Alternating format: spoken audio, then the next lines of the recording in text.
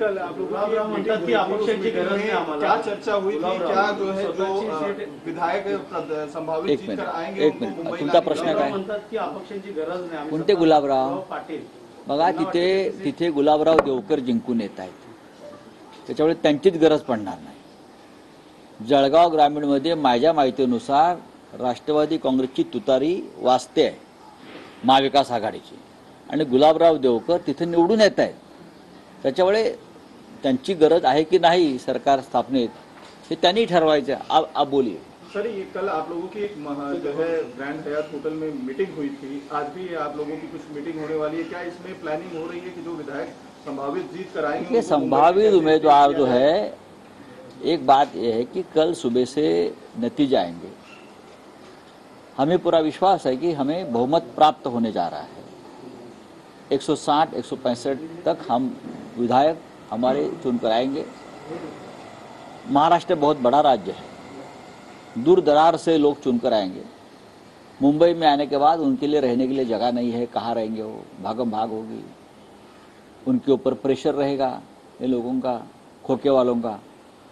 तो सबकी रहने की व्यवस्था एक होटल में एक जगह पर करने की योजना हम बना रहे हैं. सर, एक सवाल, दो सवाल हैं बेसिकली. पहला तो ये कि कल जब रिजल्ट आ जाएंगे तब शरद पवार की भूमिका आप कितनी अहम देखते हैं एमपी के लिहाज से? बात ऐसी है, भूमिका शरद पवार साहब की तो रहेगी, कांग्रेस पार्टी की रहेगी और उद्धव ठाकरे साहब की भी रहेगी ना. ये महाविकास आघाड़ी है और हमारे साथ जो छोटे छोटे दल हमारे साथी है, जैसे कि समाजवादी पार्टी के लोग चुनकर आ रहे हैं,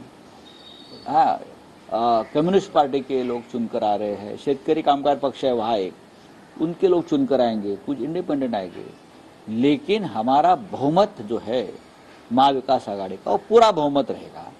तो सब एक साथ बैठकर कल हम निर्णय लेंगे. प्रकाश अम्बेडकर की उसमें कहीं कोई जगह होगी, क्योंकि उन्होंने ट्वीट करके कह दिया है कि वो सत्ता जिसकी रहेगी उसके साथ. अच्छी बात है, अगर बीजेपी की रहेगी तो बीजेपी के साथ जाएगी, क्या ये नहीं कहा.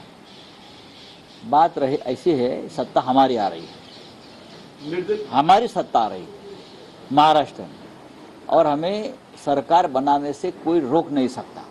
सवाल ये है, निर्दलीय और बागी उम्मीदवार, ये दो अलग अलग कैटेगरी हैं, इनके लिए आपकी क्या योजना है? सबसे पहले मैं ये कहूंगा कि हमारे 3 पार्टी के 160 लोग चुनकर आ रहे हैं.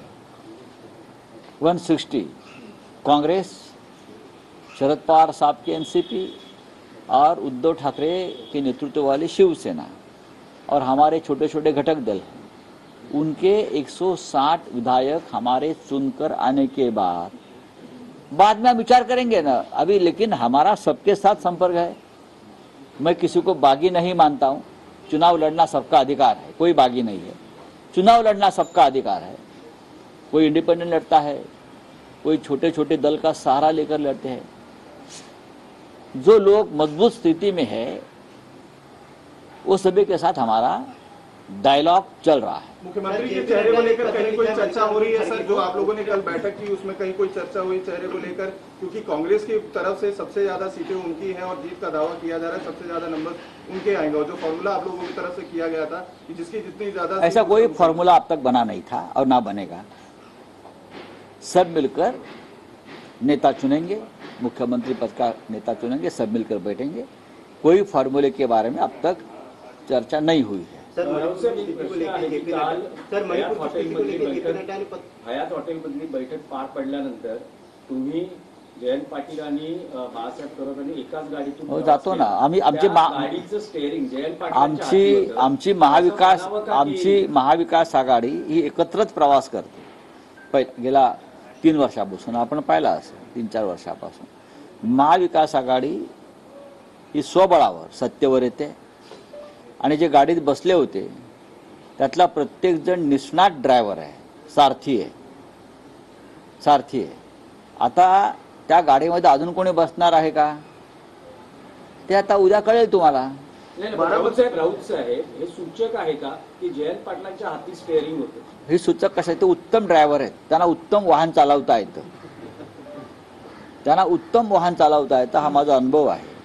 आणि काही लोकांना ड्रायव्हिंग हे त्यांचं पॅशन असतं, अनेक लोक नेते आहेत ते स्वतः ड्रायव्हिंग नाही, पण करतात. राऊत साहेब, जर जयंत पाटील हे उत्तम वाहन चालवत असतील तर ते उत्तम राज्यही चालवू शकतात का? का नाही चालवू शकणार ते राज्य उत्तम?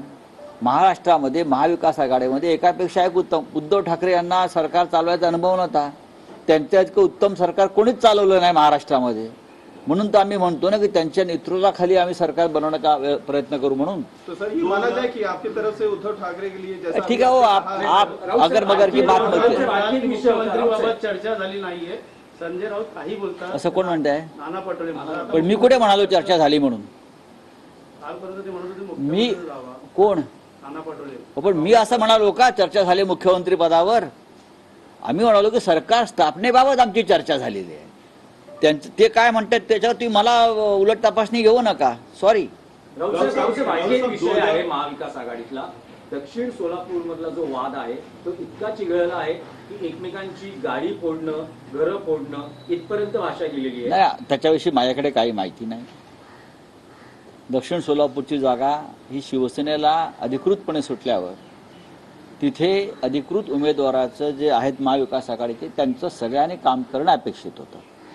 महाराष्ट्रात ठिकठिकाणी असे काही प्रकार झाले की जागा ज्यांना सुटली त्या उमेदवाराच्या मागे शिवसेना किंवा राष्ट्रवादी काँग्रेस ठामपणे उभी राहिली.